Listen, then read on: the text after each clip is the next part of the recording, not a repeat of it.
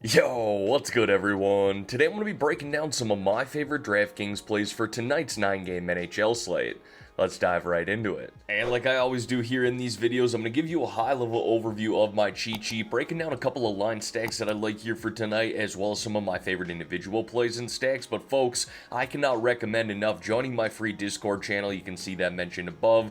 We now have over 800 people in there talking multiple different sports for DFS, as well as some of their favorite sports bets. And I actually have a handful of additional picks that I think are offering some value on this 9-game slate that I'll be posting in the Discord later as well.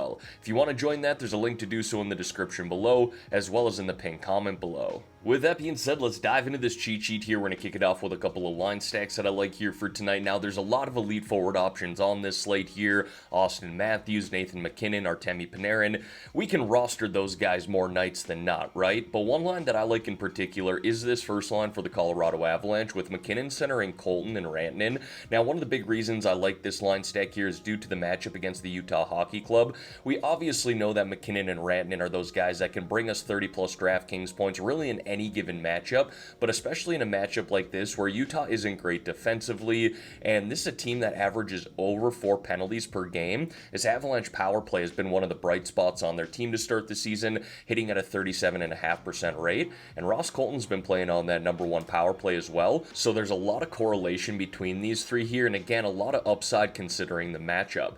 Now, considering I just talked about such an expensive line stack there, I wanted to give you guys a cheaper line stack as well, which is that third line for the Los Angeles Kings. We got Turcotte centering Foegele and Laferriere. Honestly, I'm not suggesting that this is a super high upside play here, but considering the matchup against the San Jose Sharks and the price of these three, I do like this spot for them, and honestly, I watched this Kings game the other night, and this line looked really good when they were on the ice, so then I dove into Money Puck here, and I was like, alright, what do the stats look like? This line here leads the LA Kings with a 79% expected goals percentage, and is leading the team in expected goals per 60 minutes too. Those are some really good numbers, plus these guys are getting time on the power play as well. Turcotte plays down on the number 2 power play, Foegele mixes in there as well, more of a penalty killer though, and Laferriere's playing up on the number 1 power play. Now folks, before we dive into some of my favorite individual plays here, if you could like this video and subscribe to the channel, I would greatly appreciate that. Truly everyone, every like, sub, and comment that you guys leave helps me out, helps push my videos to the YouTube algorithm, and the faster we grow this channel, in the future that allows me to create more content. Alright, now diving into some of these individual plays here, we're going to kick it off with the forwards. First guy that I got there is William Nylander, but as I just mentioned, going through those line stacks, Austin Matthews looks great here tonight. I'd roster any one of those top 2 lines and really target their number 1 power play here tonight because the St. Louis Blues have the 6th worst penalty kill in the NHL, hitting at just a 71% rate. Next guy that I got there is Vinny Trocheck. Similar sense there, talking about that first line for the New York Rangers. Trocheck centering Lafreniere and Artemi Panarin, who's been off to a hot start this year. Got no problem in this matchup here against the Florida Panthers at home. Honestly, I don't mind rostering the New York Rangers against anybody. Timo Meier here. I almost went with Dylan Larkin in the same game. I really like him at the price of $5,900. He's one of the value plays that I'll put in my Discord channel later on here today. But Timo Meier, natural shooter, natural goal scorer, can rack up major DraftKings points, and I do like that matchup against Detroit too.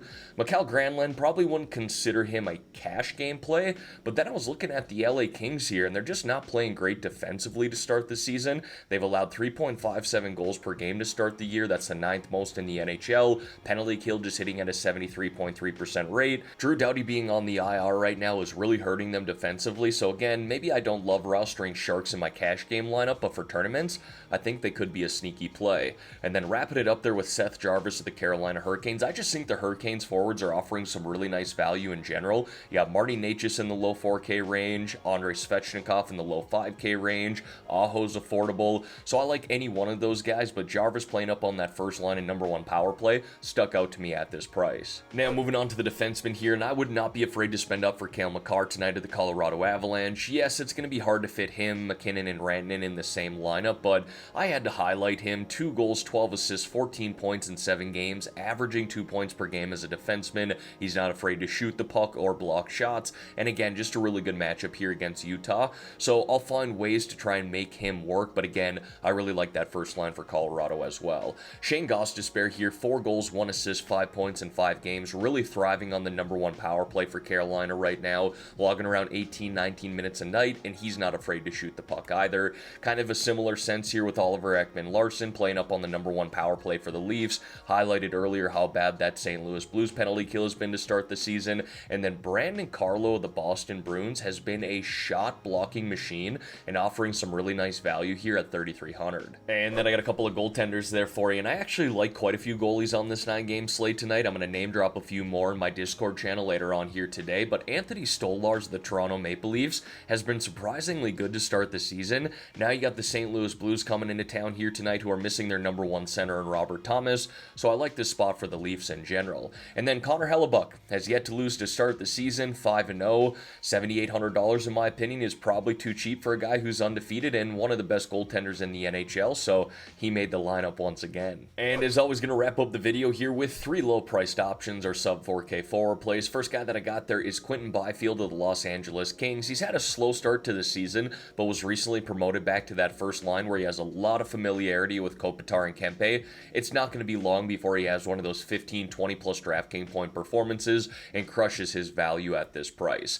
I kind of like the Red Wings in general here tonight. I know they haven't been great to start the season, but they're offering some really cheap forward prices in a matchup here against the Devils at home tonight, who have been shaky at times defensively to start the year. So Comfort here playing on the second line #1 power play right now. I like him at that price at 3,500. And then wrapping it up there with Tyler Seguin of the Dallas Stars. He's had a good start to the season, 3 goals, 1 assist, 4 points, averaging close to 10 DraftKings points per game, double-digit DraftKings points at 3,200.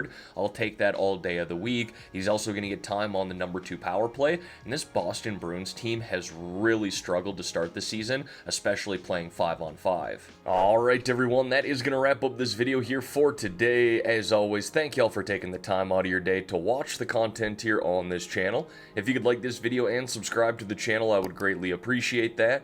Let's have ourselves a great day here, folks, and let's win some money on this 9-game NHL slate.